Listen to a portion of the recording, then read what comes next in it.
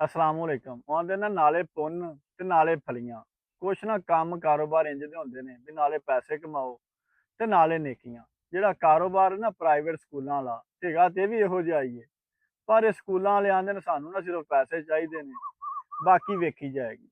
ਜਦੋਂ ਤੱਕ ਤੇ ਸਿਰਫ ਪੜਾਉਣ ਦੀ ਫੀਸ ਲੈਂਦੇ ਰਹਿਣ ਨਾ, ਉਦੋਂ ਤੱਕ ਤੇ ਕੰਮ ਠੀਕ ਰਿਹਾ ਹੈ।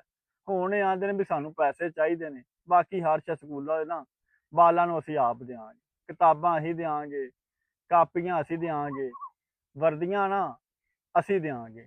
ਇਹਨਾਂ ਨੂੰ ਕੋਈ ਪਲਾਟ ਨਾ ਟਿਕਾਣੇ ਸਿਰ ਪਸੰਦ ਆ ਜਾਵੇ, ਇਹਨਾਂ ਦੇ ਆ ਕੇ ਚੁੱਪ ਚਪੀਤੀ ਆ ਕੇ ਫੀਸ ਹੀ ਵਧਾਉਣੀ ਹੈ, ਭਾਵੇਂ ਛਮਾਈ ਪਿੱਛੋਂ ਵਧਾ ਦੇਣ। ਹੁਣ ਆ ਤੇ ਇੰਜ ਚਾਹੀਦਾ ਹੈ ਨਾ ਵੀ ਸਾਲ ਬਾਅਦ ਕੋਈ 5% ਫੀਸ ਵਧੇ ਤੇ ਸਿਲੇਬਸ ਨਾ ਸਾਰਾ ਇੱਕੋ ਜਿਹਾ ਹੋਣਾ ਚਾਹੀਦਾ ਵੀ ਮਾਂ ਪਿਓ ਦਾ ਜਿੱਥੋਂ ਦਿਲ ਕਰੇ ਉੱਥੋਂ ਕਿਤਾਬਾਂ ਲੈ ਲੈਣ, ਵਰਦੀਆਂ ਲੈ ਲੈਣ।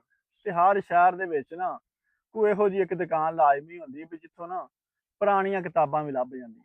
ਲੈ ਐਤਕੀ ਤੇ ਨਾ ਇੱਕ ਹੋਰ ਐਲਾਨ ਸੁਣਦੇ ਪਿਆ ਵੀ ਸਾਡੀ ਹਕੂਮਤ ਆਂਦੀ ਪਈ ਵੀ ਇਹਨਾਂ ਗਰਮੀਆਂ ਦੀਆਂ ਛੁੱਟੀਆਂ 'ਚ ਨਾ ਜਿਹੜੇ ਸਮਰ ਕੈਂਪ ਲੱਗਣੇ ਨੇ ਤੇ ਗਰਮੀਆਂ ਦੀਆਂ ਛੁੱਟੀਆਂ 'ਚ ਨਾ ਤੁਸੀਂ ਸਕੂਲੇ ਨਾ ਬਾਲਾਂ ਦੀ ਫੀਸ ਨਹੀਂ ਦੇਣੀ।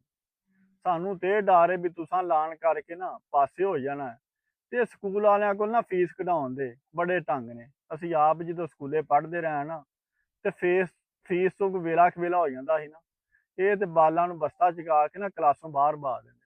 ਬਾਲ ਉਂਝ ਬੜੇ ਰਾਜੀ ਰਹਿੰਦੇ ਨੇ ਵੀ ਨਾ ਪੜ੍ਹਨਾ ਪਵੇ, ਸਾਰੀ ਦਿਹਾੜੀ ਗੱਲਾਂ ਬਾਤਾਂ ਕਰਕੇ ਨਾ ਸ਼ਾਮ ਨੂੰ ਘਰਾਂ ਨੂੰ ਆ ਜਾਈਏ। ਤੇ ਜਿਹੜੀਆਂ ਇੱਥੇ ਸਕੂਲਾਂ ਦੇ ਵਿੱਚ ਸਤਾਨੀਆਂ ਵਿਚਾਰੀਆਂ ਪੜ੍ਹਾਉਂਦੀਆਂ ਨਾ, ਅੱਜ ਦੇ ਦੌਰ ਦੇ ਵਿੱਚ ਵੀ ਉਹਨਾਂ ਦੀ 15-16 ਹਜ਼ਾਰ ਰੁਪਈਆ ਤਨਖਾਹ ਹੈ।